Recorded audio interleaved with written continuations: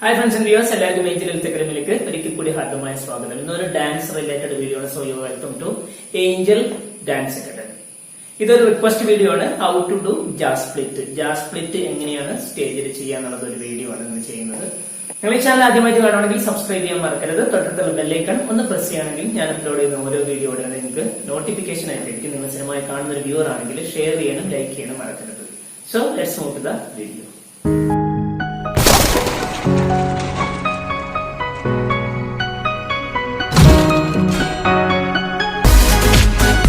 Check the mic and make sure it sound right, boys.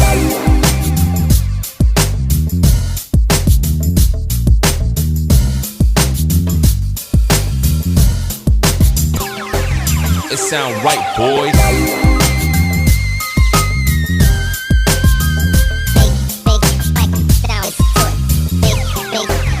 It sound right, boys.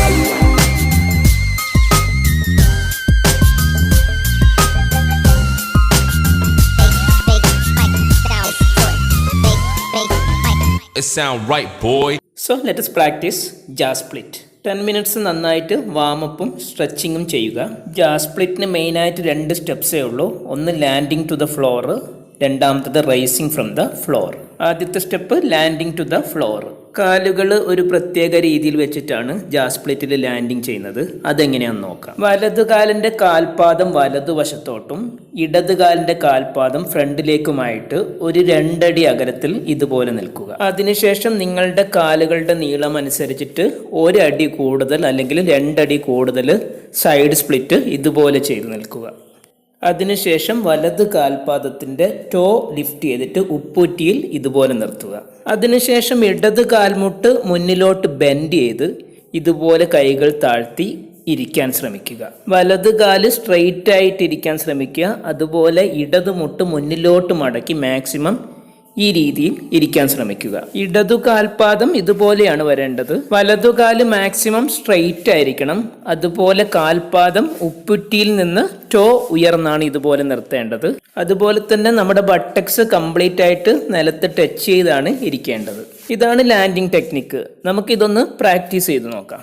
ആദ്യം വലതു കാൽപാദം വലതോട്ട് 90 degree തിരിച്ച് ഇതുപോലെ നിർത്തുക. അതിനുശേഷം ഒരു 3 അടി അല്ലെങ്കിൽ 4 അടി നിങ്ങളുടെ കാലിൻ്റെ നീളം അനുസരിച്ചിട്ട് സൈഡ് സ്പ്ലിറ്റ് ചെയ്ത് ഇതുപോലെ നിർത്തുക. വലത് കാൽപാദം ഉപ്പൂറ്റിയിൽ ഉയർത്തി ഇടത് കാൽമുട്ട് മുന്നിലോട്ട് തള്ളി സാവധാനം ഇതുപോലെ ഇരിക്കുക.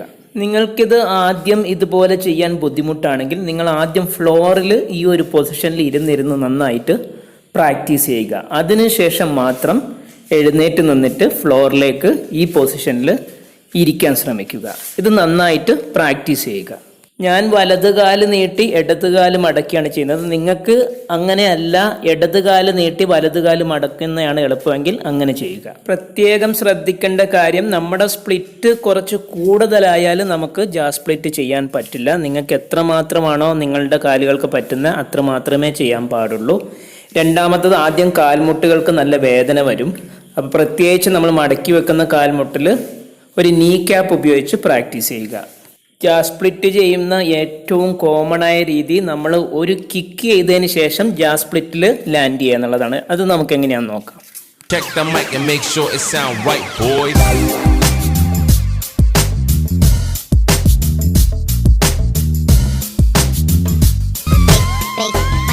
It sound right, boy.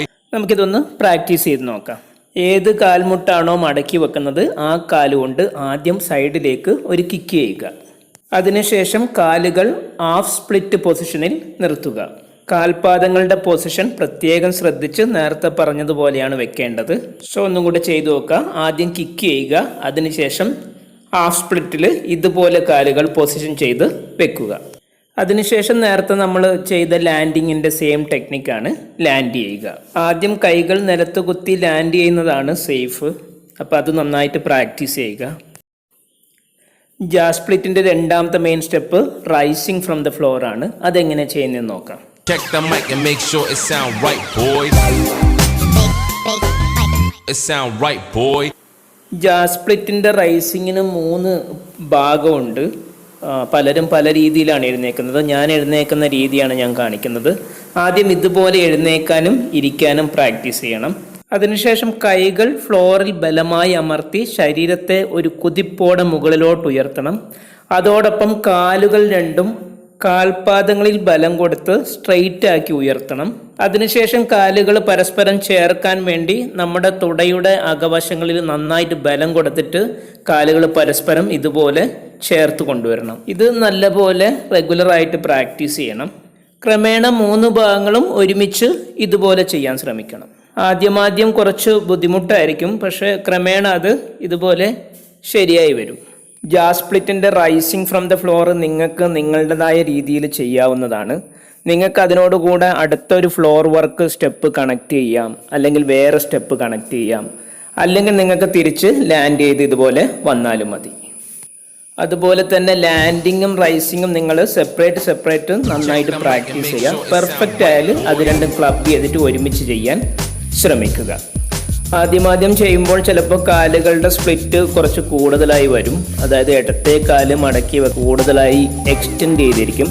അന്ന് നിങ്ങൾ കാര്യമാക്കണ്ട. ക്രമേണ അത് മടങ്ങി ഒതുങ്ങി നല്ല രീതിയിൽ ജാസ് സ്പ്ലിറ്റ് ചെയ്യാൻ പറ്റും. ഹിപ്പ് ഹോപ്പ് ഡാൻസിൽ എപ്പോഴും നിങ്ങളുടേതായ ഒരു സ്റ്റൈല് ഡെവലപ്പ് ചെയ്തെടുക്കാൻ ശ്രമിക്കുക. Check the mic and make sure it sound right, boys.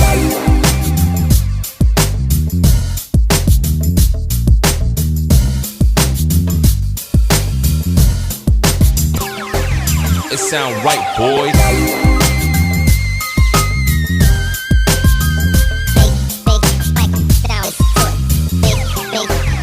It sound right, boys.